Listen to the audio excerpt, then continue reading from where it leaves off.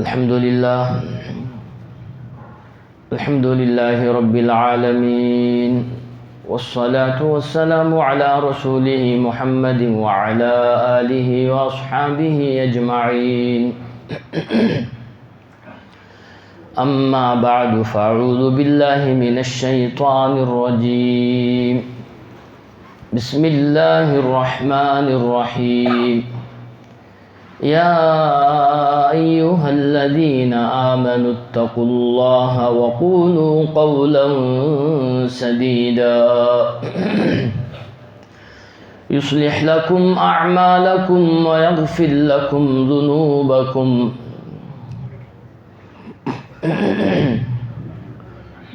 صدق الله العظيم.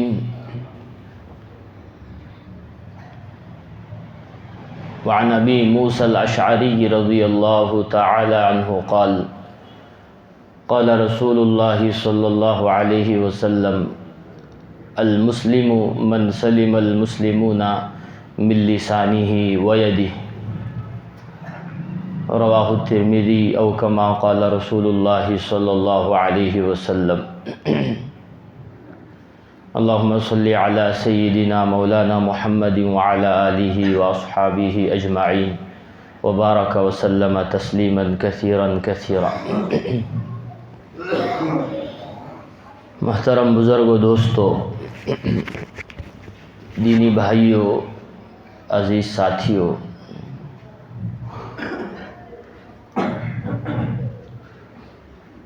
دین اسلام وہ دین ہے جس دین میں رہبانیت کا حکم بالکل نہیں دیا گیا ہے.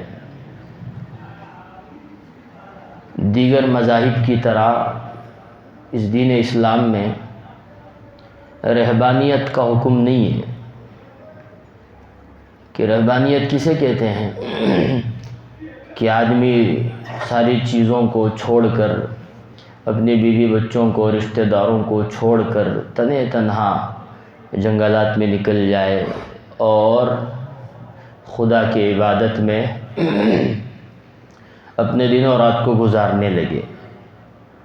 ایسا حکم اس دین میں نہیں ہے کہ لا رہبانیت فی الاسلام. رہبانیت کہتے ہیں اس چیز کو. پچھلی قوموں میں، پچھلی امتوں میں، پچھلے دینوں میں یہ حکم تھا کہ لوگ یکسوئی کے لیے بالکل مخلوق سے الگ تھلگ ہو کر خالق کی عبادت کے لیے اپنے آپ کو فارغ کر لیتے تھے. تو یہ حکم الحمدللہ اسلام میں نہیں ہے. بلکہ اسلام، دین اسلام تو ایک مکمل ضابطۂ حیات کا نام ہے کہ آدمی اس دین میں داخل ہونے کے بعد جہاں وہ اللہ کے حقوق کی، اللہ کے احکامات کی، جناب رسول کریم صلی اللہ علیہ وسلم کے تعلیمات، مرضیات کے مطابق زندگی گزارنے کا پابند ہے، وہیں یہ بھی اسے حکم دیا گیا ہے کہ یہ تمام لوگوں کے ساتھ رہ کر، دیگر لوگوں کے حقوق کو ادا کرتے ہوئے، اللہ کے ساتھ، اللہ کے رسول کے ساتھ اپنے متعلقین کو بھی راضی کرتے ہوئے زندگی گزارے. یہ ہے دین، یہ دین اسلام. تو دوستو بزرگوں، ہر موڑ پر آدمی کہ خوشیوں میں، غمیوں میں، پیدائش سے لے کر اس کی موت تک آدمی ایک دوسرے کا محتاج ہوتا ہے. کوئی یہ نہیں کہتا، کوئی ایک دعویٰ نہیں کر سکتا کہ بھئی مجھے کسی کی ضرورت نہیں، میں تنے تنہا آیا تھا، تنے تنہا جیوں گا، تنے تنہا مر کے جاؤں گا. ایسا نہیں ہے کہ میری پیدائش کے لیے بھی کسی کی ضرورت تھی. پیدائش سے لے کر جیسے جیسے میں رفتہ رفتہ میری زندگی کی عمر بڑھنے لگی، میں دھیرے دھیرے بڑھنے لگا، جوان ہونے لگا، پھر بوڑھا ہو گیا، پھر اب دنیا سے جانے لگا یا جا چکا. ہر موڑ پر ہر کسی کو، ہم میں سے ہر کسی کو کسی نہ کسی کی ضرورت پڑتی ہے، جس کی مدد، جس کے تعاون سے آگے بڑھتا ہے. بچہ ماں باپ کے ذریعے سے، جوان ہوتا ہے دوست احباب یاروں کے رشتہ داروں کے ذریعے سے تجارت میں معیشت میں ہر نشب و فراز میں دوستو بزرگوں آدمی وہ محتاج ہوتا ہے. سب سے پہلے تو اللہ کا محتاج ہے. اس کے ساتھ ساتھ دوستو بزرگوں معاشرے میں صحیح زندگی گزارنے کے لیے وہ ایک دوسرے کے تعاون کا محتاج ہوتا ہے. اسی تعاون کو اسی طرز پر زندگی گزارنے کو اسلام معاشرت کا دین کہتا ہے. اسلام میں اسی کو کیا کہا جاتا ہے کہ معاشرت کا دین. اگر دوسرے الفاظ دیگر اسے کہا جائے تو ایک ہے حقوق اللہ، ایک ہے حقوق العباد. کہ سب سے پہلے اللہ کا حق ہے کہ اپنی جان میں، اپنے مال میں، اپنی صلاحیتوں میں سب سے پہلے کس کا حق ہے؟ کہ جان دینے والے کا حق ہے، پیدا کرنے والے کا حق ہے. میں امام پیدا ہونے کے بعد تو دور کی بات کہ میرے پیدا ہونے سے پہلے جبکہ میرا کچھ وجود ہی نہیں تھا اس وقت سے لے کر میں اللہ کا محتاج ہوں، اور جس وقت میرا وجود ختم ہو جائے گا وہاں سے بھی میں کس کا محتاج ہوں؟ اللہ کا محتاج ہوں. ازل سے ابد تک، شروع سے آخر تک اور آخر سے منزل تک میں کس کا محتاج ہوں؟ اللہ کا. اس میں کوئی دو رائے نہیں ہو سکتی. اسے کہتے ہیں حقوق اللہ، کہ اللہ کی مرضیات کو آدمی پہچانے اور اسی کی مرضی کے مطابق زندگی گزارے. ایک یہ ہے حقوق اللہ. اور دوسرا کیا؟ حقوق العباد، کہ میں زندگی گزار رہا ہوں میرے اپنے بچپن سے لے کر جوانی تک، جوانی سے بڑھاپے تک، بڑھاپے سے اپنی موت تک. ظاہر سی بات ہے آدمی کسی نہ کسی کے تعاون کا محتاج ہوتا ہے، ایک دوسرے کے ساتھ زندگی گزارتا ہے. اس کے اپنے ماں باپ ہوتے ہیں، بہن بھائی ہوتے ہیں، رشتہ دار ہوتے ہیں، اڑوس پڑوس ہوتے ہیں. تجارت میں کسی کے ساتھ ہوتا ہے، سفر حضر میں کسی کے ساتھ ہوتا ہے، اس کی تنہائی کسی اور کے ساتھ، اس کی کوئی اور لمحات وہ کسی اور کے ساتھ. آدمی ملا جلا معاشرہ کا محتاج ہوتا ہے، ایک ایسا معاشرہ جو ملا جلا ہو. تو دوستو بزرگوں اب شریعت کے دین کے احکام کیا ہیں؟ ان باریکیوں کو پہچاننے کا نام یہ ہے مکمل دین اسلام. کہ گویا کہ اس نے دین اسلام کو صحیح طور سے پہچان لیا کہ حقوق العباد، حقوق اللہ بھی پورے ہوتے ہوں، ساتھ ساتھ حقوق العباد میں بھی میں کیا ہوں؟ اعلیٰ درجے کا انسان رہوں. اللہ کا حق بھی پورا ہوتا ہو، اللہ کے بندوں کا حق بھی مجھ سے پورا ہوتا ہو. لیکن میرے بھائی دوستو بزرگوں جب بات حقوق العباد کی آئی ہے تو ایک بہت بڑے اصول کو، نزاکت کو سمجھیں کہ حقوق العباد کتنا ضروری ہے. چنانچہ رب العالمین قرآن کریم میں ایک جگہ ارشاد فرماتے ہیں کہ ان اللہ لا یغفر ان یشرک به ویغفر ما دون ذلک لمن یشاء. کہ اللہ تعالیٰ شرک کے علاوہ ہر گناہ کو معاف کرنے کے لیے تیار بیٹھے ہیں. کوئی بھی کتنا بھی بڑا گنہگار ہو وہ اللہ سے معافی مانگ لے، اللہ اسے معاف کر دیں گے. اس کے بارے میں مستقل مضمون آپ کے سامنے آیا تھا. بس سچی پکی توبہ کی ضرورت ہے. اللہ بد سے بدتر، برے سے برے آدمی کے توبہ کا انتظار کرتے ہیں. ہر ایک کے لیے مغفرت کا دروازہ کھلا ہوا ہے، رحمت کا دروازہ کھلا ہوا ہے. بس آئے، توبہ کر لے، اپنے گناہوں کو صاف کروا لے. لیکن کہا شرک ہے تو اس کی معافی نہیں، اس کے علاوہ بڑے سے بڑے گناہ میرے دربار میں توبہ کے ذریعے سے معافی اسے دی جا سکتی ہے، مل سکتی ہے، وہ گناہوں سے پاک و صاف ہو سکتا ہے. لیکن میرے بھائیوں دوستو بزرگوں حقوق اللہ میں تو یہ قاعدہ ہے، یہ اصول ہے. حقوق العباد، بندوں کے حقوق میں اللہ کا یہ قاعدہ نہیں ہے، یہ اصول نہیں ہے. ایک میرا حق ہے، اسے ادا کرو تو اس پہ جزا ملے گا، ادا نہ کرو تو سزا ملے گا. لیکن بندوں کا حقوق ہے، میرے بندوں کے حقوق ہے.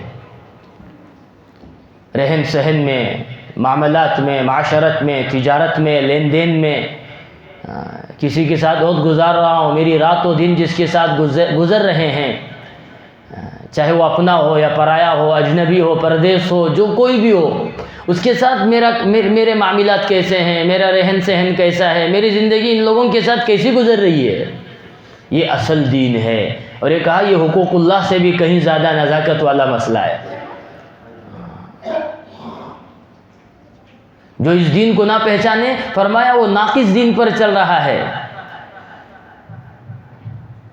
نماز نہیں پڑھ رہا ہے، عبادتیں نہیں کر رہا ہے، اللہ کا حق کو ادا نہیں کر رہا ہے۔ اللہ چاہے تو اس کی بھی معافی ہو سکتی ہے، ضروری نہیں ہے۔ یہ اور بات ہے لوگ اسی کے آڑ میں گناہ کرتے جائیں، یہ تو اپنی نادانی ہے، لیکن یہ اللہ کا حق ہے، وہ بہت بڑا شہنشاہ ہے، وہ چاہے تو معاف کر دے یا سزا دے دے، وہ اس کا حق ہے۔ لیکن کہا جب مسئلہ میرے بندوں کا آتا ہے تو پھر یہاں کوئی دو رائے نہیں ہے، یہاں تو بالکل چوکنا رہنے کی ضرورت، یہاں بالکل احتیاط کرنے کی ضرورت۔ اسی وجہ سے حدیث میں آتا ہے، حضرت موسیٰ اشعری رضی اللہ عنہ روایت کرتے ہیں، رسول خدا صلی اللہ علیہ وسلم نے فرمایا مسلمان وہ ہے، کون ہے مسلمان، حقیقت والا مومن کون ہے؟ کہا نماز پڑھنے والا، زکوٰۃ دینے والا، حج کرنے والا، یہ ساری چیزیں اللہ کے حق ہے۔ کہا مسلمان صحیح معنی میں وہ ہے جو ان تمام حقوق کے ساتھ، اللہ کے حقوق کے ساتھ اس کے اللہ کے بندوں کے حقوق کو بھی پورا کرتا ہو۔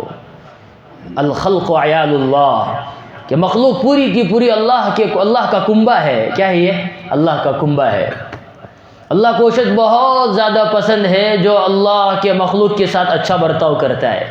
خیر الناس من ينفع الناس، یہ فرمایا اللہ کے نبی نے، تم میں سب سے بہترین آدمی وہ ہے جو لوگوں کو سب سے زیادہ نفع فائدہ پہنچاتا ہو، اس کی جان سے، اس کے مال سے، اس کے معاملات سے، اس کے اخلاق سے، اس کے رہن سہن سے، اس کے عادت اطوار سے لوگ خوش ہوں، اسے دعائیں دیتے ہوں کہ آدمی انسان ہو تو یہ، فلاں ہو تو ایسے بنو۔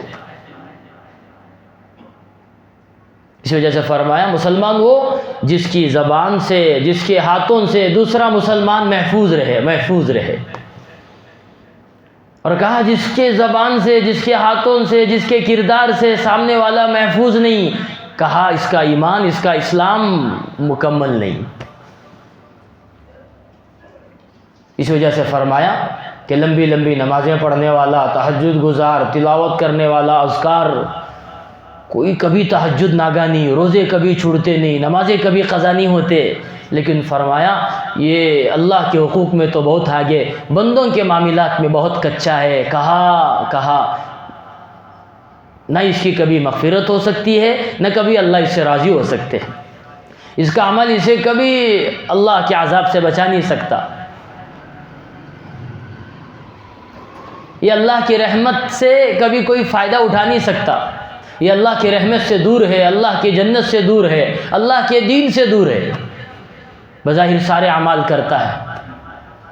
کیوں ایسے کہا؟ دوستو بزرگوں، بڑا عجیب معاملہ ہے، بڑا عجیب نازک مسئلہ ہے، آج معاشرے میں اس کی ضرورت ہے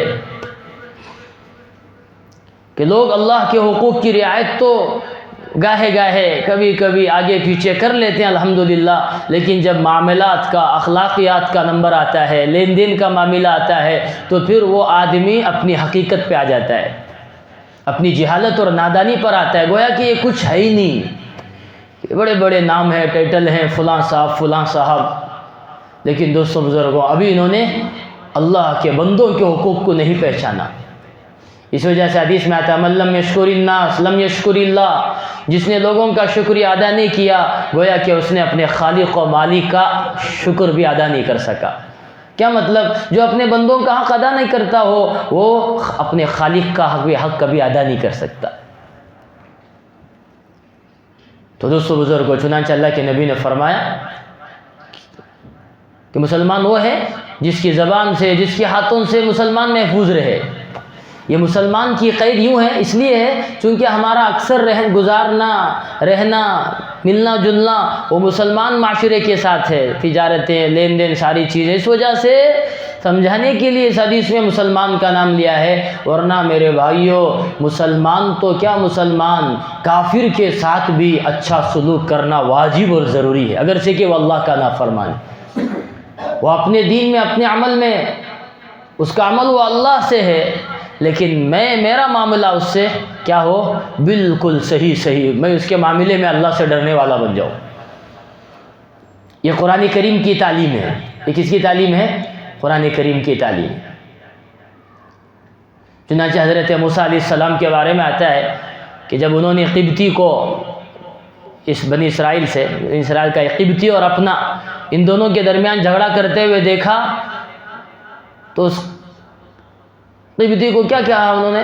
پہلے تو منع کیا، بھائی تو جو کر رہا ہے وہ غلط ہے، خواہ کی لڑائیاں، بیکار چیزوں میں تو کیا پڑا ہوا ہے. اسے چھڑانے کی کوشش کیا، وہ نہیں مانا، تو پھر ایک گھونسا مارا تو وہ مر گیا، ختم ہو گیا. فَوَكَزَهُ مُوسَىٰ فَقَضَىٰ عَلَيْهِ. قرآن کہتا ہے ایک گھونسے نے اس کا کام ختم، مکمل کر دیا.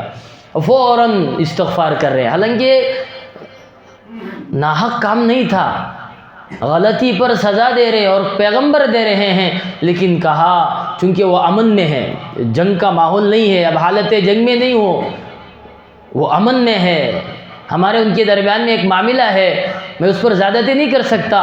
فوراً کہا وَلَهُمْ عَلَيَّ ذَنبٌ فَأَخَافُ أَن يَقْتُلُونِ، کہ مجھ پر ان کے لیے ان کا ایک گناہ ہو گیا. کیا ہو گیا؟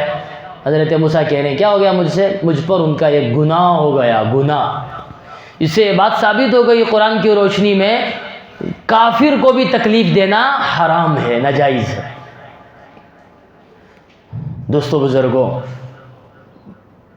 بڑے ہی غور کا مقام ہے، سوچنے کی بات ہے. یہ جس دین نے سلام کو عام کرنے کا حکم دیا، اس کے جو الفاظ ہیں، سب سے پہلے مسلمان کے جو الفاظ ہیں، سین لام میم، یہ خود سلامتی پر مشتمل ہے. کہ مسلمان کسے کہتے ہیں؟ جو خود سلامتی والا ہو، اس کے ذریعے سے امن پہنچے، سلام کا پیغام، سلام جہاں جائے سلام، سلامتی پہنچے، اس کے کسی وجہ سے کسی کو تکلیف نہ پہنچے. انسان تو انسان، جانوروں کو بھی بلا کسی وجہ کے تکلیف نہ دے. یہ ہے انسان، یہ ہے مسلمان. اس وجہ سے السلام علیکم ورحمۃ اللہ وبرکاتہ، جب بھی کوئی مسلمان آپس میں ملتے ہیں کیا حکم ہے؟ سلام کرے ایک دوسرے کو. سلام سے سلامتی پھیلتی ہے. گویا کہ یہ پیغام دیا گیا کہ صرف زبان سے جو تم سلام کر رہے ہو، اپنے کردار کو بھی سلامتی والا بناؤ، اپنے عمل کو، اپنی زندگی کو بھی سلامتی والا بناؤ، تب یہ تمہارا یہ سلام بھی مکمل ہوگا. ورنہ زبان سے تو السلام علیکم، کردار کچھ اور ہے، عمل اور زندگی کچھ اور ہے، معاملات کچھ اور ہے، تو پھر یہ سلام بھی ناقص ہے، یہ دین بھی ناقص ہے. تو دوستو بزرگوں، قرآن کریم نے جا بجا، آپ کو میں بتاتا چلوں کہ نماز کتنا بڑا ارکان ہے دین اسلام کا، کہ نماز پڑھنے کا حکم تقریباً 60 پر 2 مقامات پر اللہ نے نماز کی تاکیدی حکم، نماز کا تاکیدی حکم فرمایا کہ نماز پڑھو، نماز قائم کرو. لیکن کیسے پڑھو؟ یہ اللہ نے اللہ کے رسول صلی اللہ علیہ وسلم کے بیان پر چھوڑ دیا کہ نبی جیسے پڑھنے کو کہیں، جیسے پڑھ کر دکھائیں، ویسے اپنی نماز کو پڑھو. صلو کما رأیتمونی اصلی. لیکن جہاں معاملات کا دین آیا، معاشرت سمجھانا، معاشرت کا دین کو بتانا آیا، مقصود تھا، تو اللہ رب العزت نے اس کو نبی کے بیان پر نہیں چھوڑا، بلکہ قرآن کریم میں 2 مستقل رکوع، 1-2 آیت نہیں، 2 رکوع، کئی آیتوں پر مشتمل اللہ نے معاشرت کے دین کو سمجھایا. کئی مستقل ایک سورہ حجرات کے ذریعے سے پچھلے جمعہ کے موقع پر میں نے آپ حضرات کے سامنے اس چیز کو بھی واضح کی سورہ حجرات کی روشنی میں کہ کیسے لوگوں کے حقوق کو ادا کیا جا سکتا ہے، کیسے ادا کرنا چاہیے. چنانچہ میرے بھائیوں، گھروں میں داخل ہونے کے آداب، استئذان، کہ کسی کے گھر میں داخل ہو تو اجازت لو، باب الاستئذان کسے کہتے ہیں؟ اجازت لینے کا باب. قرآن نے اس اجازت لینے کے لیے، اللہ نے معاشرت کو بتانے کے لیے 2 رکوع مستقل قرآن کریم میں، کہ جانے سے پہلے سلام کرو کسی کے گھر میں اور اجازت لو. سلام کر کے جاؤ، اجازت لے کے جاؤ، پردے کا خیال رکھو، نظروں کی حفاظت کرو، ساری چیزیں حدیث کی روشنی میں۔ کسی کے گھر کے سامنے کھڑا ہونا ہو تو بالکل سامنے دروازے پر نہ کھڑا ہو، بالکل تھوڑا سا ہٹ کر کھڑے ہو تاکہ تمہاری نظر گھر کے اندر نہ چلا جائے اجازت کے بغیر۔ مستقل آداب کو بتلایا گیا ہے۔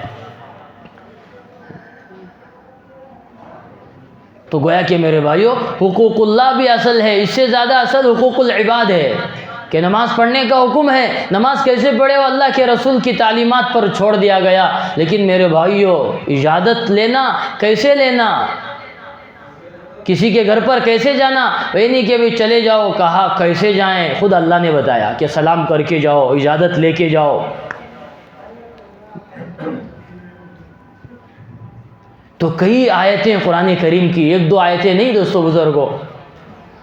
نماز پر چونکہ بات آئی تو میں آپ کو ایک اور بات کی طرف آپ کی توجہ لے جانا چاہتا ہوں۔ میرے بھائیو، قرآن کریم میں حکم ہے کہ نماز کو باجماعت ادا کرنا ہے۔ کیسے ادا کرنا ہے؟ نماز کو باجماعت ادا کرنا ہے،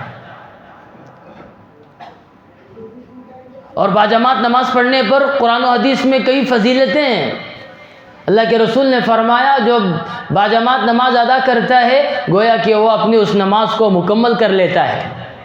اکثر فقہا کے نزدیک بغیر جماعت کے نماز ہوتی نہیں۔ انفرادی نماز پڑھنے والوں کی اور مسجد میں آ کر باجماعت نماز پڑھنے والوں کی نمازیں وہ زمین و آسمان کے برابر ہے۔ اور اللہ کے رسول نے فرمایا ایک موقع پر کہ میں اپنی امامت کو چھوڑ دوں اور اس اپنی امامت کی جگہ اپنے مصلی پر کسی اور کو کھڑاؤں، اور نماز کے دوران میں جاؤں ان لوگوں کے گھروں میں جو بغیر عذر کے گھروں میں نماز پڑھ لیتے ہیں، ان کے گھروں کو جا کر جلا دوں۔ اسی وجہ سے خود آقا نبی کریم صلی اللہ علیہ وسلم کی حالت تو دیکھیں کہ آخری وقت ہے، اٹھا نہیں جا رہا، چلا نہیں جا رہا، ایسے وقت میں بھی، موت کے آخری وقت میں بھی دو صحابہ کے کندھوں پر سہارا لیتے ہوئے زمین پر گھسیٹتے ہوئے اللہ کے رسول نے باجماعت نماز ادا کیا ہے، اور امت کے سامنے پیغام دیا ہے کہ جماعت کی نماز کو ضروری سمجھو۔ لیکن کہا ہاں یہ کس وقت ضروری ہے؟ جب تم اس کے بالکل اس کے مناسب تم تیار ہو جاؤ، تمہارے جماعت میں جانے سے، باجماعت مسجد میں جانے سے کسی کو تکلیف نہ ہوتی ہو۔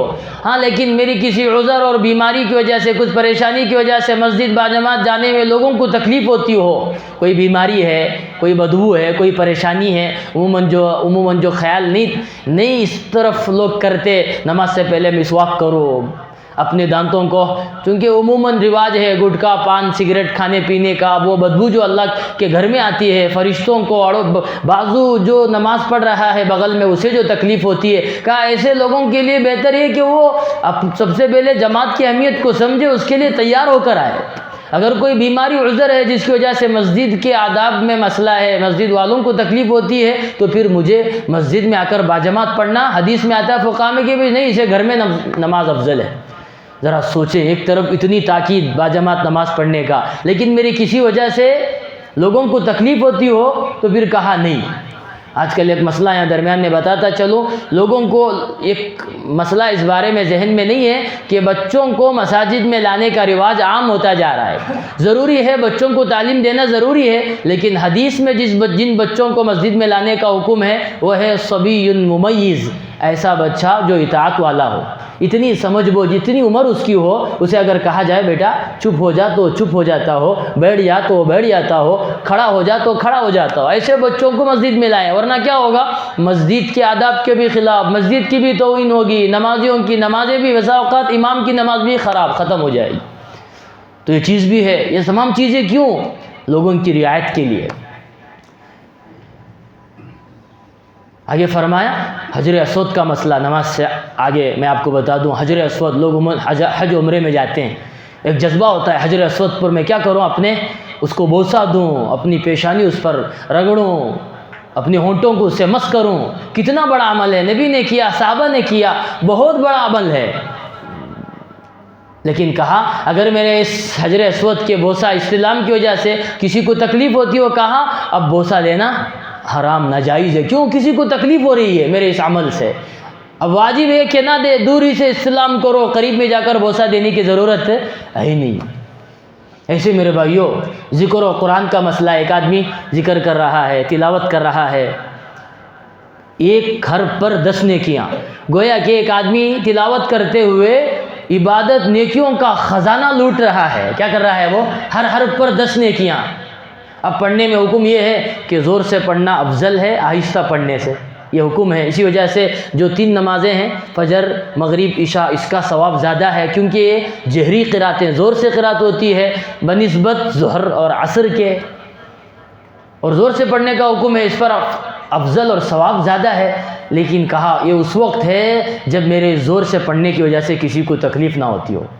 اگر میرے زور سے پڑھنے کی وجہ سے کسی کو تکلیف ہے تو کہا اب زور سے پڑھنے کے بجائے آہستہ پڑھنا ضروری واجب ہے۔ زور سے پڑھا اور کسی کو تکلیف ہوئی، کوئی سو رہا ہے، میرے زور سے پڑھنے کی وجہ سے وہ جگ گیا، کوئی نماز میں میں مسجد میں بیٹھ کر زور تلاوت کر رہا ہوں یا اس کی بیعت بھی ہو رہی ہے، کسی کو تکلیف ہو رہی ہے، اب کہا اب جائز نہیں ہے، اب آہستہ پڑھنا اس کے لیے ضروری اور واجب ہے، ورنہ وہ آدمی تلاوت کرتے ہوئے کیا ہوگا؟ گنہگار ہو رہا ہے۔ کیا ہو رہا ہے؟ اللہ اکبر۔ یہاں تک رعایت کی گئی اوروں کا عبادت میں۔ جب عبادت میں، دین میں اتنی رعایت، تو تجارت معاملات میں، دنیا کے امور میں کیسے رعایت نہ کریں؟ دوستو بزرگوں آگے بڑھیں۔ کوئی مجلس لگی ہے، بہت سارے لوگ دنیا کے امور میں نہیں، دینی امور میں نہیں، دنیائی امور میں ان کا آپس میں مشورہ ہو رہا ہے، کوئی لمبی بات چیت ہو رہی ہے، لوگ ایک مجلس میں بات چیت میں لگے ہوئے ہیں، کوئی ضروری مسئلہ چل رہا ہے، ان کا آپسی معاملہ ہے، اب میں جا کر مجلس میں زور سے، حالانکہ سلام کرنے کا حکم سنت ہے، سلام کرنا سنت، جواب دینا واجب ہے، اب کہا نہیں، مجلس والے اگرچہ کہ وہ دنیاوی کام میں مصروف ہیں، اب سلام نہیں کر سکتے، جائز نہیں آپ کا سلام کرنا۔ کیوں؟ وہ ایک ضروری کام میں ہے، کوئی ضروری بات میں، آپ کے سلام کرنے سے ان کا دماغ وہ ہٹ جائے گا، وہ ضروری کام بھول جائیں گے، جس بات پر، جس ٹاپک پر، جس امور پر ان کا وہ مشورہ ہو رہا تھا وہ ناقص ہو جائے گا، آپ کی وجہ سے وہ تکلیف میں پڑ جائیں گے۔ یہاں تک رعایت کی گئی ہے۔ اسی وجہ سے فرمایا، مفتی تقی عثمانی صاحب نے جس کتاب میں مطالعہ کر رہا تھا اس میں خود حضرت نے فرمایا کہ سلام کرنے کا حکم کب ہے؟ کہ آپ مسجد میں جا رہے ہو یا ایسے محفل میں لوگ وہاں تلاوت کر رہے ہیں، ذکر میں ہیں، نمازوں میں ہیں، اب آپ سلام کر لیے، آپ کو نہیں معلوم، اتنا معلوم کہ سلام کرنا اتنا سن لیا، اب یہ نہیں معلوم کہ کس وقت سلام کرنا جائز ہے، کس وقت ناجائز ہے، کہ لوگوں کو عبادت میں یا کوئی عبادت میں نہیں، تلاوت چھوڑ کر جواب دینا پڑ جائے اسے، چونکہ سلام کا جواب دینا واجب ہے، یا کم سے کم وہ ذکر میں ہوگا، خاموشی بھی عبادت ہے، اسے چھوڑ کر آپ کی طرف متوجہ ہوا ہوگا، اب اس وقت سلام کرنا بھی ناجائز بتلایا۔ اسی وقت ایسا ہی کوئی آدمی کھانا کھا رہے ہیں، کھاتے وقت سلام کرنا ناجائز تو نہیں ہے، البتہ فقہا نے مکروہ لکھا ہے۔ کیا لکھا ہے؟ کوئی آدمی کھانا کھا رہے ہوں، اب اس پر آپ سلام کر رہے ہو مجلس میں، کہا احتیاط کرنی چاہیے۔ یہ چیزیں میں اس لیے بتا رہا ہوں میرے بھائیو، احیاء العلوم ایک کتاب ہے، امام غزالی اس صدی کے، وہ اپنے دور کے بہت بڑے عالم گزرے ہیں، امام ربانی گزرے ہیں، انہوں نے اپنی کتاب میں کہا کہ جانوروں کی 3 قسمیں ہوتی ہیں۔ جانوروں کی کتنی قسمیں ہوتی ہیں؟ 3 قسمیں۔ ایک وہ جانور جو نقصان نہیں پہنچاتا، اس سے ذریعے سے تمہیں فائدہ ہی فائدہ پہنچتا ہے، شاذ و نادر، کبھی کبھی تکلیف پہنچ گیا تو اور بات ہے، ورنہ عموماً وہ کیا پہنچاتے ہیں؟ فائدہ ہی فائدہ پہنچاتے ہیں، نقصان نہیں پہنچاتے۔ جیسے گائے، بیل، بکری، اسے کیا فائدہ ہوتا ہے؟ اسے تمہیں دودھ ملتا ہے، دودھ بند ہو جائے تو گوشت ملتا ہے، فلاں کچھ نہ کچھ، اس کے ہر چیز میں تمہارے لیے نفع۔ قرآن میں خود ہے کہ ان جانوروں میں تمہارے لیے نفع ہے، کبھی سواری، کبھی گوشت، کبھی دودھ۔ من بین فرث ودم لبنا خالصا سائغا للشاربین، کہ گائے کے بارے میں فرمایا اس کے گوبر اور خون کے درمیان میں اللہ تعالیٰ ان دونوں راستوں سے، یعنی ادھر گوبر ہے ادھر خون ہے، ان دونوں راستوں کے، ان کے درمیان سے اللہ صاف دودھ نکالنے والی ذات، اللہ کی قدرت ہے کہ خالص دودھ تمہارے لیے اللہ نکالتا ہے، نفع بخش دودھ۔ تو یہ ساری چیزیں ہمارے فائدے کے لیے، تو کہا ایک جانور تو یہ۔ دوسرا جانور فرمایا ان سے کبھی تمہارے لیے خیر کی امید نہیں، جب دیکھو نماز میں ہو، اللہ کے نبی نے نماز توڑ کر مارا ہے بچھو کو، کہ لانو تو اس بچھو پر ہے، نمازی کو چھوڑتا ہے نہ غیر نمازی کو، کہا جیسے سانپ بچھو ہے، ان کا کام کیا ہے؟ دیکھنا ہے، ڈسنا ہے، تکلیف نقصان پہنچانے کے علاوہ ان کا کوئی کام نہیں، فائدہ نہیں پہنچاتے۔ دوسرے قسم کے جانور ہیں۔ آگے کہا تیسرے قسم کے جانور وہ ہیں جو نہ تمہیں نفع پہنچاتے ہیں نہ نقصان پہنچاتے ہیں. جیسے جنگلات میں لومڑی گیدڑ نہ یہ تمہیں نفع پہنچاتے ہیں نہ نقصان پہنچاتے ہیں. تو کہا انسانوں اے انسان تجھے اللہ نے تمام حیوانات پر ایک مرتبہ ایک فضیلت بخشی ہے. تجھے اللہ نے اشرف المخلوقات بنایا ہے. سارے جان و حیوانات پر تجھے اللہ نے ایک فضیلت دی ہے. تو کم سے کم تیرے لیے کیا حکم ہے؟ یا تو پہلا قسم، اگر تجھے انسان نہیں بننا ہے تو کم سے کم اللہ کے لیے ایسا جانور بن جو پہلے قسم کا جانور، بیل گائے بکری کی طرح، کہ یہ دوسروں کو نقصان نہیں پہنچاتے بلکہ فائدہ پہنچاتے. ایسے جانور بن جا. اگر تجھے انسان نہیں بننا ہے، اللہ معاف فرمائے، تو ایسا جانور بن جا. اگر نہیں، اس سے بھی تو نیچے اترنا چاہتا ہے، گرنا چاہتا ہے، تو اللہ کے لیے ایک اور موقع ہے کہ تو تیسرے قسم کا جانور بن جا. کیا کہ اوروں کو تو فائدہ تو نہیں پہنچا سکتا، کم سے کم نقصان بھی تو مت پہنچا. وہ کیا ہے؟ گیدڑ، لومڑی، کہ تمہارے ذریعے سے کسی کو فائدہ نہیں پہنچ رہا ہے، تو کم سے کم کیا کرو؟ نقصان بھی نہ پہنچاؤ. ورنہ کیا ہو جاؤ گے؟ تم دوسرے قسم کے ان جانوروں میں داخل ہو جاؤ گے جو صرف جب دیکھو ہر ہمیشہ اوروں کو تکلیف پہنچانے کے در پہ ہوتے ہیں. ان کی زبان سے، ان کے کردار سے، ان کے اخلاق سے، ان کے معاملات، ان کے لین دین، ہر عمل سے اوروں کو سب کو تکلیف پہنچ رہی. تو وحشی جانور بن گئے. حدیثوں کی کتاب میں یہاں تک ہے کسی جانور، کسی پرندے کو بھی بغیر کسی عذر کے اسے ذبح کرنا، یا ذبح کیا اسے کھائے بغیر چھوڑ دیا، وہ کھانے کے لائق نہیں، ضائع کر دیا، کہا ایسوں کے بارے میں بھی پوچھا جائے گا. کوئی چیز کائنات کی بیکار نہیں ہے، اور اسے میں اپنی مرضی سے شریعت کے خلاف اس پر ظلم نہیں کر سکتا.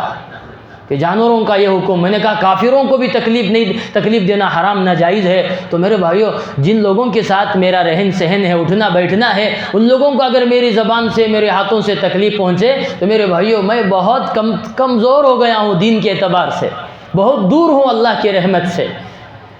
تو ان معاملات کو ذرا سمجھیں، عبادات کو سمجھیں کہ جب نماز، روزہ، زکوٰۃ میں یہ حکم ہے کہ لوگوں کی عزت نفس کا خیال رکھا گیا ہے کہ لوگوں کو اس وجہ سے تکلیف نہیں پہنچتی ہو، تو پھر تو وہ عبادت ہے. ورنہ عبادت کرتے ہوئے اللہ کے رسول نے پوچھا صحابہ سے، اتدری من المفلس؟ اے صحابہ کیا تم جانتے ہو مفلس کون ہے؟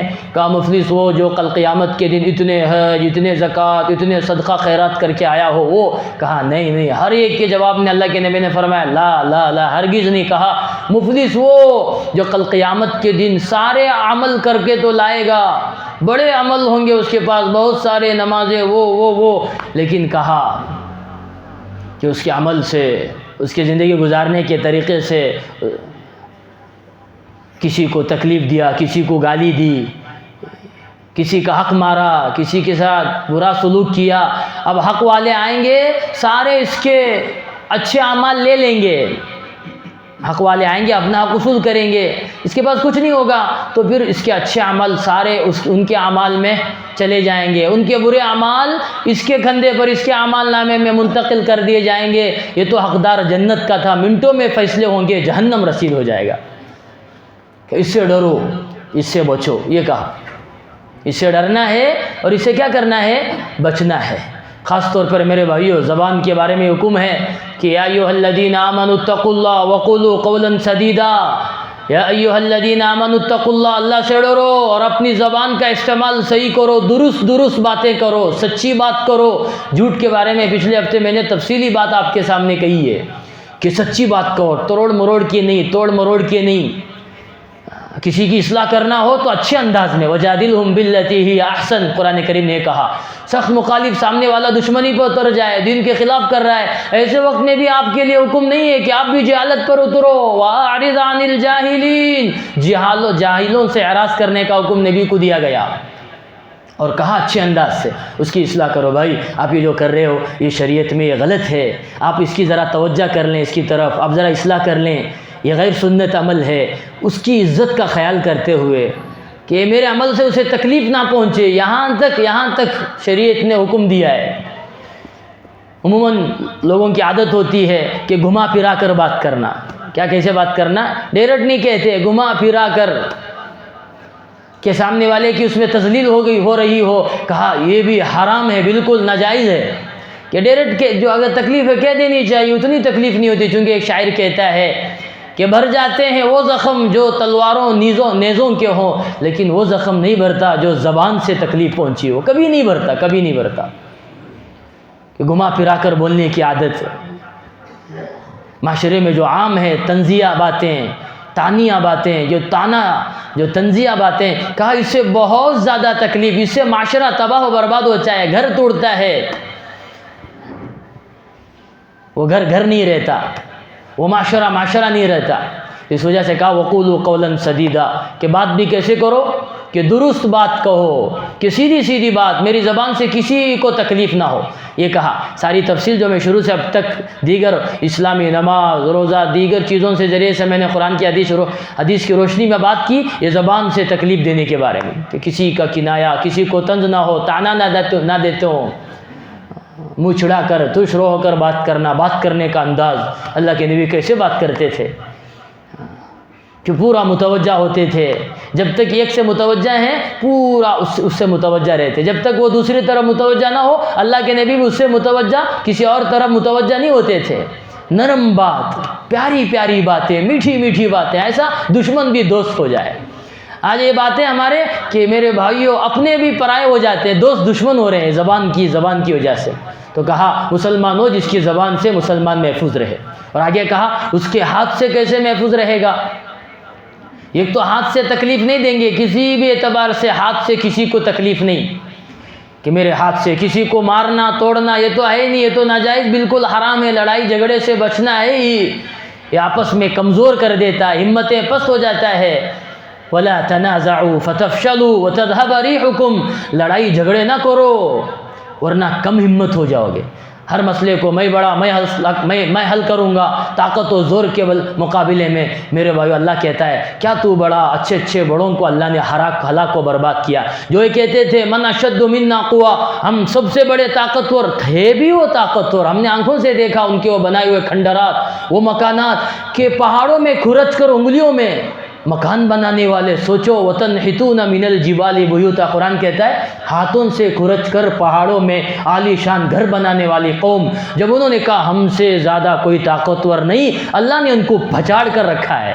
تو کہا لوگ جو اپنے طاقت کی وجہ سے، نوجوان میں جو جذبہ ہوتا ہے کوئی بات سنتے نہیں، مارنے پر، گالی گلوچ پر اترتے ہیں، کہا اس سے کیا ہوگا؟ آج ایسا لگ رہا اللہ کہتا ہے ہر باپ کا ایک باپ ہوتا ہے، بنگلور کی زبان میں اس کا ترجمہ اس آیت کا کیا ہے؟ ہر باپ کا ایک باپ، ہر بڑے کا ایک بڑا ہوتا ہے، جس کی زندگی جہاں سے شروع ہو رہی ہے وہیں ختم ہوتی ہے۔ میری زندگی اگر چوری سے، تلواروں سے، گالی گلوچ سے یہ جو ہو رہا ہے خامخواہ کا زور دھماکہ، میرے بھائیوں موت بھی اسی حال پر آئے گی، جہاں سے شروع وہیں سے ختم بھی ہوگا، اللہ حفاظت فرمائے اس کے لیے۔ یہ تو اس سے بچنا ہے، خاص طور پر میرے بھائیوں یہاں تک تعلیمات دی گئی کہ میرے کسی عمل سے، ہاتھ کے کسی عمل سے کسی کو تکلیف نہ ہو۔ عموماً لوگ اس کی طرف توجہ نہیں دیتے کہ گھروں میں ہے، مثال کے طور پر یہاں تک فرمایا اللہ اکبر، حضرت تقی عثمانی صاحب اللہ ان کی عمر میں برکت دے، ہم چھوٹے تھے، ہم سوچتے تھے کہ بھی اس کا کوئی ادب نہیں، یہ مثال کے طور پر چھوٹے ہونے کی وجہ سے گھروں میں کوئی چیز اٹھا دیا کرتے تھے اور جہاں سے اٹھایا وہاں رکھنا بھول جاتے تھے، کہیں اور رکھ دیتے تھے۔ ہمارے والد صاحب مفتی شفیع عثمانی صاحب ہمیں ڈانٹتے تھے کہ بھائی یہ گناہ کبیرہ ہے کہ تم نے تو اٹھایا کسی اور جگہ رکھ دیا، اب گھر والے اسے ڈھونڈتے پھر رہے ہیں کہ تم نے اللہ کے بندوں اور بندیوں کو تکلیف دی اپنے عمل سے، اس دین کو بھی، اس عمل والے دین کو بھی سیکھو۔ کہا ہمیں اس وقت سمجھ میں آیا ارے یہ بھی تو بہت بڑا دین ہے، کہ ظلم کسے کہتے ہیں؟ کسی کا منہ توڑ دینا، کسی پر ظلم کرنا، تلوار طاقت کے ذریعے سے ظلم کی تعریف شریعت نے یہ کی وضع شیء فی غیر محلہ فہو ظلم، کہ جو چیز جہاں سے اٹھایا وہاں نہیں رکھا، کسی اور جگہ رکھ دیا، جوتے کی جگہ نہیں ہے، قرآن کی جگہ نہیں ہے، کہا یہ ظلم ہے۔ یہ کیا ہے؟ یہ ظلم ہے۔ گھر والے میری وجہ سے تکلیف ہوتا ہے یہ وہ کھانا بنا کر رکھ دیے ہیں، اب میرا انتظار ہے، اب میں ان کو اطلاع دیے بغیر باہر کھا لیا اور وہ میرے انتظار کر رہی ہے، میرا انتظار، میری بیوی، میری ماں، میرے گھر والے میرے انتظار میں ہیں، اور میں باہر کھا کر کیا ہو گیا، ڈکار لے لیا اور یہاں بتایا تک نہیں۔ اور کہا اس عمل پر بھی اللہ پوچھیں گے، اس عمل پر بھی کیا کریں گے؟ اللہ پوچھیں گے۔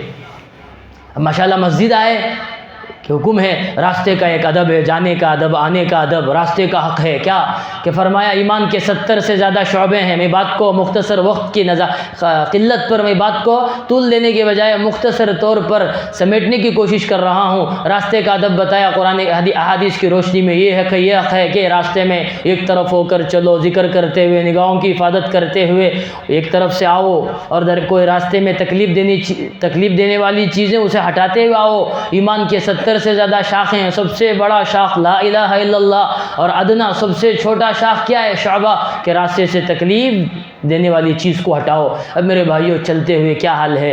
گاڑیوں کا جو پارکنگ کا جو نظام ہے ہمارے یہاں، ہر عمل اڑوس پڑوس کا دین، اللہ کے نبی نے اتنا بتایا پڑوس کے بارے میں، صحابی کہنے لگے، ہمیں ایسا لگنے لگا گویا کہ پڑوس ہمارے میراث میں شامل ہو جائے گا، کہ وہ شخص مومن نہیں جو خود تو پیٹ بھر کر کھائے اور اس کا پڑوس رات بھر بھوکا رہے، یہ مومن کی شان نہیں۔ میری وجہ سے اڑوس پڑوس کو تکلیف ہو، یہ جو کچرے کا نظام معاملہ ہے عموماً بہت سارے کرتے ہیں، لیکن بنگلور کے اکثر گھروں میں شکایت ہے، ہمارا کچرا ان کے گھر میں پڑ گیا، ان کے گھر میں چھت میں پڑ گیا، ہماری گاڑی ان کے گھر کے سامنے، ان کی عجیب نظام ہے۔ اس وجہ سے ایک دوسرے کی محبتیں ختم، راحتیں ختم، راحت کی سانس لینا بند، اپنے اپنوں پر مسلط ہو چکے ہیں۔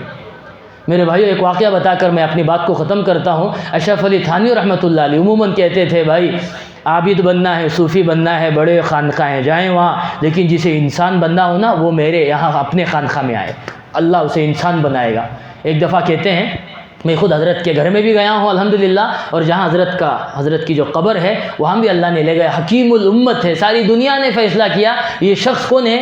حکیم الامت ہے۔ جہاں نظر ہماری نہیں، دور کی نظر دیکھنے والے، کیا گہری نظر ان کی بہت ساری کتاب، مقبول کتابوں میں سے ایک ہے جمال القرآن ہے، قرآن کی تفسیر، وہ نصاب میں بھی داخل تھا، اور اس وقت کی بات ہے جب وہ جمال القرآن تفسیر کی کتاب تحریر فرما رہے تھے۔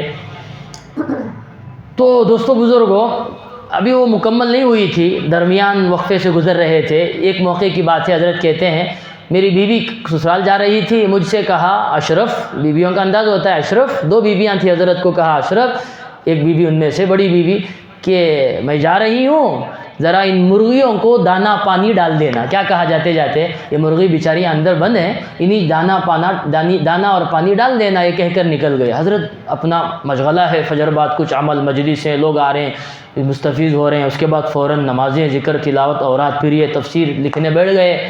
اب کل تک جو علم و حکمت ان کے دلوں پر برس رہا ہے، آج بیٹھ کے وضو کر کے نماز پڑھ کے لکھنے بیٹھے ہیں، ایک لفظ نہ دل میں آ رہا ہے، نہ دماغ میں، نہ قلم چل رہا ہے۔